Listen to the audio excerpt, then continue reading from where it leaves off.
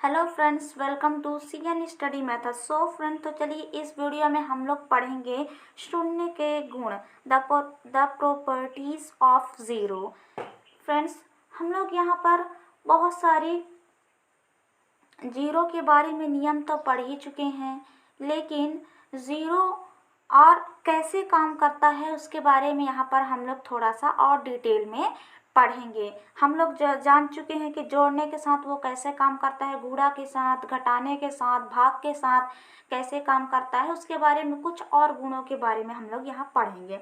यहाँ पर पहले देखते हैं, आइए शून्य ज़ीरो को जानें। देखिए, शून्य को यदि हम किसी भी संख्या के साथ जोड़ेंगे तो वहाँ पर उसका उत्तर वही संख्या आएगा। देखिए, तो 5 को हम लोग ज़ीरो से जोड़े हैं तो यहाँ उत्तर 5 आया है। दूसरा, चाहे हम शून्य से किसी संख्या को जोड़ें, अब देखो पलट पलट कर उसी को बोल रहा है ना, तो यहाँ पर इतना चाहे हम इस प्रकार जोड़ें तो इतना ही संख्या 5 पूरा आएगा, और चाहे हम लोग इस प्रकार जोड़ें तो आएगा इतना ही आंसर। उसके बाद फिर तीसरा है, शून्य को यदि हम किसी संख्या से शून्य को अगर किसी संख्या से शून्य घटे तो वहाँ पर जो संख्या होगी वही आएगा। और या फिर किसी भी संख्या से शून्य इस प्रकार से, ठीक है ना, किसी संख्या से क्या हो रहा, शून्य को घटाया जाए तो उतना ही आंसर आएगा। लेकिन यहाँ पर यदि 0 से 5 को घटाया जाए तो यहाँ पर स्थिति दूसरी होगी। यहाँ पर इस नियम में ऐसा ही होगा, लेकिन इस नियम में ऐसा नहीं होगा। चौथा, यदि हम किसी भी संख्या का गुणा शून्य के साथ करेंगे तो वहाँ पर 0 आंसर आएगा। और पांचवा है, यदि हम आगे साइड चाहे शून्य आ जाए या पीछे साइड, अगर उसका गुणा किसी भी संख्या के साथ हो तो उसका उत्तर 0 ही आता है। ये छठवा है, 0 भागित 5 है, तो इसमें हम लोग 5 का गुणा यदि शून्य से करेंगे, भाग यदि शून्य से करेंगे तो 5 शून्यम शून्य, तो 5 शून्यम शून्य शून्यम शून्य शून्यम शून्य इतना ही आएगा। लेकिन यदि कोई संख्या के साथ हम 0 से डिवाइड करें, मतलब 0 से हम लोग मान लो 5 को डिवाइड करना है, तो यहाँ पर कोई हल नहीं आएगा। ये शून्य यहाँ पर अपरिभाषित हो जाता है। अब यहाँ पर हम लोगों ने नियम देख लिया कि किसी संख्या के साथ शून्य को जोड़ें तो वहाँ पर वही संख्या आएगी, चाहे सामने में शून्य आ जाए या पीछे में। अब घटाने के मामले में यदि कोई संख्या ऊपर हो और नीचे शून्य हो तब तो उसका आंसर जो संख्या है वही आएगा। लेकिन शून्य ऊपर हो और कोई संख्या नीचे हो तब यहाँ पर की स्थिति अलग हो जाएगी। और गुणा में हम लोग क्या देखे हैं कि चाहे ऊपर शून्य हो या नीचे शून्य हो, उसका गुणा करेंगे तो उसका 0 ही आएगा। घटाने में ये था, ठीक है। अब ये भाग में क्या करता है, भाग में यदि शून्य को विभाजित किसी संख्या से करें तो उसका आंसर 0 आएगा। लेकिन शून्य को हम किसी संख्या में विभाजित करें तो उसका आंसर यहाँ पर कोई हल नहीं होगा। अब प्रैक्टिस कर लेते हैं हम लोग, यहाँ पर जो सीखे उसको। 0 प्लस 0, 0 को जोड़ेंगे तो उत्तर भी 0 आएगा। 7 प्लस 0, 7 को 0 से जोड़ेंगे तो कितना आएगा, 7 ही आएगा। 7 और 0 माइनस 0 को 0 से घटाए तो 0 आएगा। और 0 प्लस 7 करेंगे तो कितना आएगा, 7 ही यहाँ पर उत्तर आएगा, चूँकि प्लस है। अब देखते हैं आगे। अब यहाँ किसी भी संख्या से 0 को घटाएंगे, किसी भी संख्या 0 से घटाएंगे तो वही आंसर आएगा, क्योंकि हम लोग वहाँ पर पढ़ चुके हैं ना नियम को। अब कोई भी संख्या के यदि हम 0 से गुणा करेंगे तो कितना आएगा, 0 ही आएगा। और कोई भी संख्या का फिर 0 से गुणा करें, चाहे वो आगे आ जाए या पीछे आ जाए, ठीक है। अब यहाँ पर देखिए, 0 में किसी भी संख्या को विभाजित कर रहे हैं, किसी भी संख्या को हम लोग 0 को विभाजित करने के लिए जा रहे हैं तो यहाँ पर उसका आंसर 0 आएगा, ठीक है। इतना हम लोगों ने जान लिया। अब यहाँ पर इसके कुछ गुण दिए गए हैं, उसको हम लोग यहाँ पर देखते हैं। उक्त अभ्यास से आप शून्य के निम्न गुण समझ गए होंगे। उक्त अभ्यास है इनसे हम लोग शून्य के गुण को समझ चुके हैं। अब यहाँ पर देखते हैं फर्स्ट गुण, 0 को किसी भी पूर्ण संख्या से जोड़ा जाए तो संख्या के मान में कोई परिवर्तन नहीं होता, इसलिए शून्य को योज्य तत्सम अवयव कहते हैं। 4 उदाहरण सोचकर लिखें। चलिए इसको मैं आपको समझाती हूँ।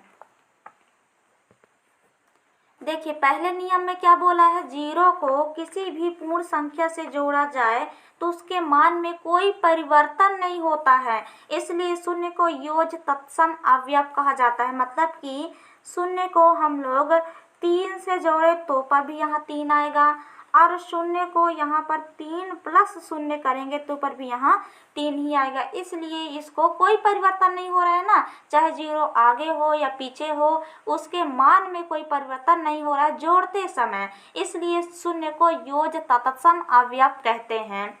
इस प्रकार से 4 उदाहरण लिखने के लिए बोल रहा है, आप लिख करके बना लीजिएगा, यहाँ पर मैं आपको बता दी हूँ।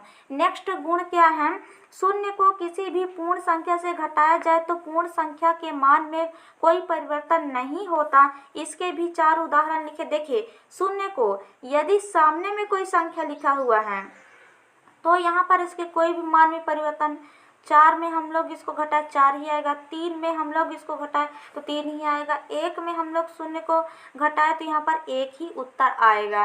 ठीक है, तो इस प्रकार ये नियम। लेकिन यदि स्थिति सामने में शून्य हो और इधर ये है तो ये स्थिति अलग हो जाता है, इसलिए ऐसा वाला मत देखिएगा आप लोग, इस प्रकार से देखिएगा। इसकी उदाहरण आप लिख लीजिएगा, मैंने यहाँ पर तो ऑलरेडी लिख ही दिया है।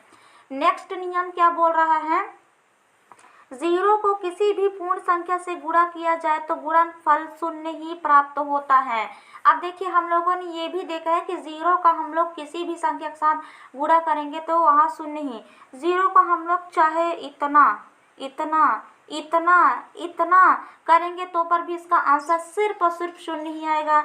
जीरो को हम लोग 77 से कर दें तो पर भी इसका आंसर शून्य आएगा। जीरो को किसी भी संख्या से यदि हम गुणा करेंगे तो उसका आंसर शून्य ही आएगा। इस बात को आप गांठ बांध के ध्यान रख लीजिए, दिमाग में बांध लीजिए इसको। यदि आपके सामने कोई बड़ा सा संख्या आता है और उसके गुणा में यदि जीरो आ जाता है तो आपको आंख बंद करके वहाँ पर जीरो लिख देना है।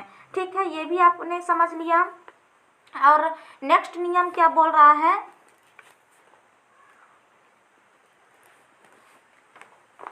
नेक्स्ट नियम क्या बोल रहा है, जीरो में किसी भी पूर्ण संख्या का भाग दिया तो भागफल शून्य ही प्राप्त होता है। अब देखो जीरो में किसी भी संख्या को, मान लो हम जीरो भागित अगर कोई भी संख्या है तो इसका आंसर जीरो आएगा। जीरो में हम लोग इसको भाग करेंगे तो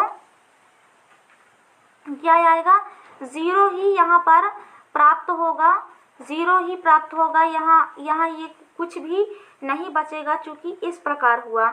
इस प्रकार यदि आए तो यहाँ जीरो आएगा। लेकिन यदि कोई संख्या 4 भागित जीरो है तब यहाँ पर ये अपरिभाषित हो जाता है, अपरिभाषित हो जाता है, इसका फिर भाग नहीं जाता है। यहाँ पर देख के समझते हैं, जीरो में किसी भी पूर्ण संख्या का भाग दिया जाए तो भागफल शून्य ही प्राप्त होता है। लेकिन 5 माइनस 0 शून्य को 5 में से बार बार घटाने पर 5 ही मिलता है। देखिए अब चूंकि भाग क्या होता है, बार बार घटाने की प्रक्रिया होती है, तो हम लोग यदि 5 माइनस 0 करेंगे तो बार बार 5 ही तो आ रहा है ना। फिर 5 माइनस हम लोग 0 करेंगे तो फिर ही 5 आ जाएगा। इसलिए अगर कोई संख्या सामने में है और उसको डिवाइड हमको 0 से करना है तब उसका आंसर अपरिभाषित हो जाएगा, क्योंकि बार बार वही उत्तर ही आएगा। तो इस प्रकार ये हुआ, संख्या नहीं बदलेगी, अर्थात पूर्ण संख्या में शून्य का भाग देने पर कोई निश्चित संख्या भागफल के रूप में नहीं मिलती है। तो देखिए कोई भी पूर्ण संख्या का भाग देने पर कोई निश्चित संख्या, जीरो में भाग देने पर कोई निश्चित संख्या नहीं मिलती है। इस प्रकार जीरो भागित जीरो भी अपरिभाषित नहीं है। जीरो भागित जीरो, देखो जीरो का भाग यदि आप 0 से करोगे तो उसका आंसर 0 ही आएगा। शून्यम शून्यम शून्यम तो परिभाषित नहीं है, ये भी परिभाषित नहीं है, इसको भी नहीं किया जा सकता। इस पर अपने शिक्षक से चर्चा करें कि इस पर आप अपने टीचरों से भी और चर्चा कर सकते हैं। आई होप फ्रेंड्स आप लोगों को ये शून्य के नियमों के बारे में समझ में आया होगा। शून्य के बारे में, शून्य किस प्रकार काम करता है उसके बारे में आपको समझ में आया होगा। तो प्लीज़ वीडियो को लाइक करें, शेयर करें और सब्सक्राइब ज़रूर करें। चलिए मिलते हैं नेक्स्ट प्रश्नावली के वीडियो के साथ, तब तक के लिए धन्यवाद।